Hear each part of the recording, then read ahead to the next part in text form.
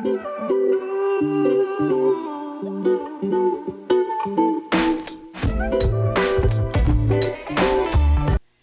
so welcome back. This is Principal Anderson, still celebrating the month of April, Autism Awareness Month, and I am so excited. I have two educators with me who they don't really know. They're nervous. They're nervous. This is their first ever podcast, and so we're gonna make them feel welcome. Even if we mess up, we're gonna keep going. We got this. But I'm gonna let them introduce themselves, their school, and how long they've been teaching, and maybe why you wanted to get into like teaching in a cluster. Okay, so I guess I'll get started There because you I'm the go. visitor. My name is Malka Frazen. I'm a cluster program teacher at Oscar DePriest, and this is my 19th year. So when I started, it was actually called an autism classroom. Oh, really? Yeah, yeah. So many years ago, it was an autism classroom, and it was very specific. It was 5 to 7 students, a teacher, 2 paraprofessionals. So as everything is always changing, now we're a cluster program. Now our max size is 13, Oh God. yeah, I love it, and that's why I keep doing it. Okay. My name is Jasmine Williams. This is my first year as an official teacher, As an official. but this is my second year at Michelle Clark. I enjoy cluster. I enjoy high school cluster. I get to teach my kids at a consistent level. We're learning together. I get to teach them life skills that they will take on with them as they move on into adulthood, and remember that Miss Williams taught them that, or Miss Williams showed them that. So that's a very rewarding feeling for me as a teacher. And so for people who don't know, you guys know each other because you are in Yes. so tell us about the program. So, Either So one of you Miss guys, yeah. Frazen is actually one of my teachers. She's teaching me how to teach my students robotics in cluster, and they play with the Sparrow. They have 3 of them, and then we use iPads to navigate and to code the Sparrow to make it do what we want the Sparrow to do. Miss Frazier actually just bought me. We got a grant, and she gave me like a bowling set that I'm going to use with the Sparrow and my students. So we're looking forward Because to I was thinking how they're gonna play. That is so cool. Yes, we're gonna program and code the Sparrow to knock these over. Nice. So I'm excited about. So you trying- got to tape that for us. Okay, I will. I'm excited about trying that with my students. Just getting them more engaged about what computer science is. It's more than just on the internet and navigating the computer. It deals a lot with coding as well. And I'm excited. I've been in the program since school started. It's Okay. all year long, and it's like once every 2 weeks, right, for an hour. And how long have you been teaching the program then? so I'm trying to remember when it started. It was back when it wasn't a computer science department. It was CS for all. Yes. But so it's been a while, but I'm learning new things all the time. And so even though I'm the teacher leader of the group, I'm learning so much from everyone who's in the group with me. So I actually recently got the idea to do musical chairs with the Spheros. I didn't even think that that would be something that we could do, but yeah. you could just use colorful spot markers, play the music, have one less spot than you have robot, and when music stops, robot stops. Yeah. Nice, nice. So what has been the reception from the students as it relates to the spear and just doing more robotics? So for my students in my classroom, it's one of their favorite activities, especially because there's a computer science lending library, so I can get them exposure to a lot of different robots. So right now, I don't know if how many of them actually talk about it at home, but right now their favorite, it looks more like a race car. It's called the Sphero Indy, and we just borrowed it from the lending library, and it's so much fun. So I just see that they're super engaged and so curious. And we get to learn together sometimes if it's a new robot and we've never tried it before. So it's just a really fun experience for everyone. Would you say the same for? I have learned that it has been successful for lower to higher functioning all the way across. So it engages all of them. That's one thing that engages all of them, and they're able to do independently on any level. So it's been helpful for me. Oh, that's super nice. So you said the lending library. Now, is that only for teachers or can parents do it? You know, or? I'm not sure about parents. I know that it's for teachers throughout Chicago Public Schools. But there's also, I know that there's a variety of different grants. Like we just used a grant to get Jasmine these things. So there's other things that parents could look into if they're curious about bringing it into their homes. But right now, I believe that the lending library is just for teachers, for CPS Okay. staff. No, that's I mean, but that's super cool, and that could even be something that you bring parents in and have them do it, so they at least, because I'm thinking of ways that parents will know, because sometimes if you go home and say this is what we did in school and you're like, where's that, what do you mean the spear? Yep. And that might be harder sometimes for the kid to explain or the student to explain, and so maybe having like a day where the parents come up and do some of those things might be another way of getting them I agree. involved. Maybe setting some up at like open house, the Mm-hmm. report card pickup, let the Yeah. kids come try it out. I think I Or would we should even implement. just consider like since it's autism awareness, maybe it's a day that we say it's parents, and it could be a support group for parents. Because do you think, and this is probably my question, do you find that most of your parents have like support groups, or like if my child is special needs, that there are other groups, or like maybe within your class you find parents working together? So in my classroom, I think some parents are a little, I don't know if the word is nervous, but Yeah. a little reluctant to get going with groups. So this could be a way to bridge the gap though, because the robots are just so much fun. Mm-hmm. So that's a good idea. I like the idea of starting like a parent group.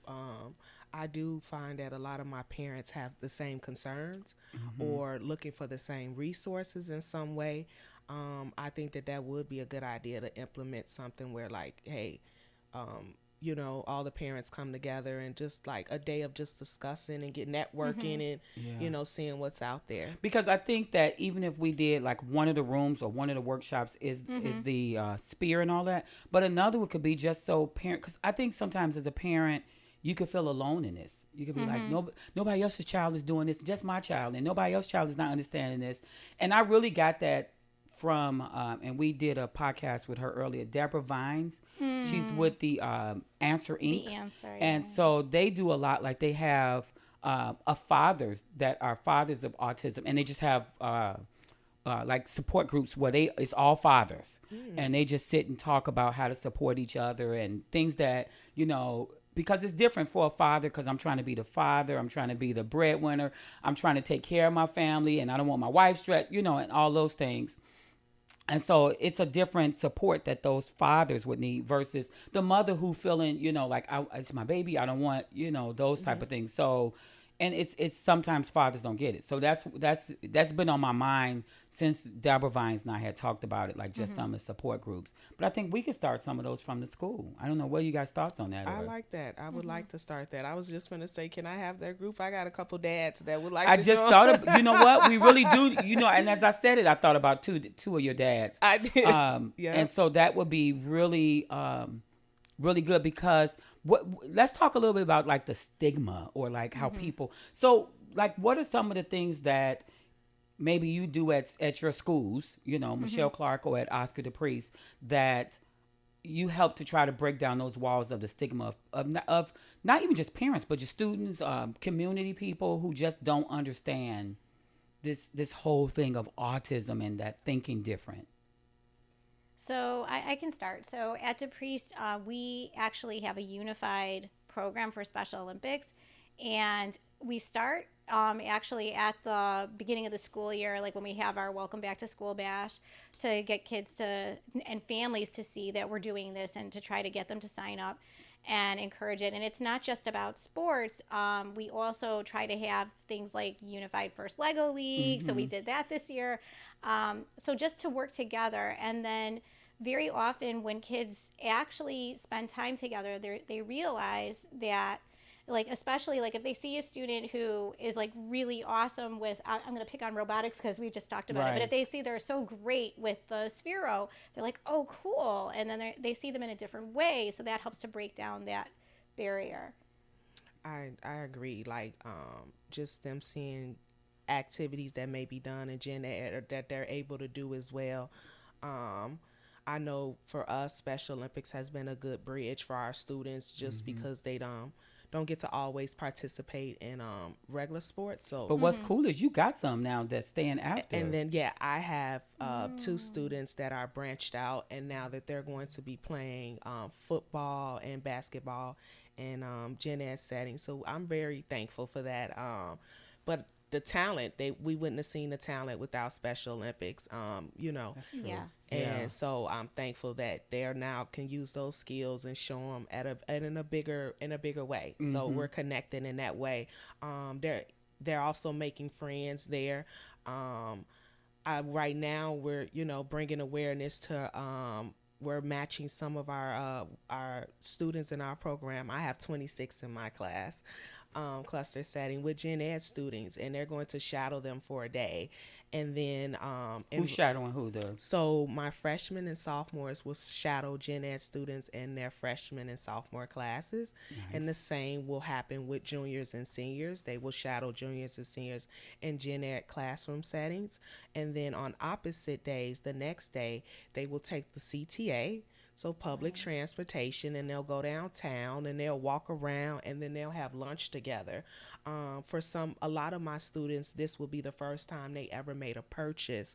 I know just talking with students from gen ed, they're already like ready to be the parent. Like, I got my person. I got my friend. I'm gonna protect them. We're good, Miss Williams. They're already ready to show them the ropes, whether it's good or bad. So I'm like, remember the good, guys. Remember the good. But they're excited about it as well, and I'm hoping that it just grow compassion throughout all of us, and understanding, and they speak to them on a regular. Create handshakes with them, so just bridging friendships. I have very socially high functioning students, and they just love to adapt and just feel welcome. So I think that's so awesome. That you're doing that. But I was sitting here as you were saying, I was like, wait, everybody's already got their person, and yes, and everybody's ready to go. Yes, they are. So they're just gonna go eat, have a blast, walk around downtown. I think that's so cool. I'm looking forward to them seeing like the other classroom settings, what they learn, how it is in there, and stuff too. So yes. Yeah, I think Very all that will nice. be great. So if it as we kind of wrap up a little bit, what advice would you give to parents? So I'm a parent that, I think sometimes parents still struggle with, like at the level I want them to be. Like sometimes a parent's like, I want them to already be doing this because they compare it to something else, compared to another child, or and all of that. And so they're frustrated because they're like, and I'm sure you guys have had parents like, wait, they're not doing blah blah blah. They don't know the Pythagorean theory yet, and like Right. what advice do you give to those parents? So, a lot of things. So, I think one thing that you said, you're not alone. Like, Yeah. we're all in this together, and every child is different. Every child develops at a different rate. There's a poem that I learned many years ago that I think still applies. It's called "Welcome to Holland." I don't know if you're familiar with it. I have heard that But one. the basis is, if you're going on a trip, and imagine that raising a child that's going on a big trip, a big journey, and you have it all planned out, you have your full itinerary, but then something goes wrong and you end up in a different country that you didn't expect, and you have to learn a whole new language. But with time, you'll realize that it's a beautiful place and there's a lot to enjoy there. So I think the same with if you have a child with a disability, with autism, they may not develop the same rate or the same way that you were expecting, but what you're going to see is it's a beautiful journey in and of itself. Yeah, and I think if you'll find a beauty in it when you're not wrapped up into like the day-to-day things. But I think you just have to step back and look at like the growth, the beauty, and all of those things in it. Ms. I Williams? totally agree with you both. Oftentimes, too, I think children show a different side at home than they show at school. So the expectations of a parent could be like, well, they're doing this at home, but like they may be very talkative at home with you and may not say anything at school with Yeah. us like that too. So I try to be open to anything like that a parent is requesting, and hey, it's nothing wrong with trying it, Absolutely. and then giving feedback or understanding where we're at once we tried it. But we won't know until we try.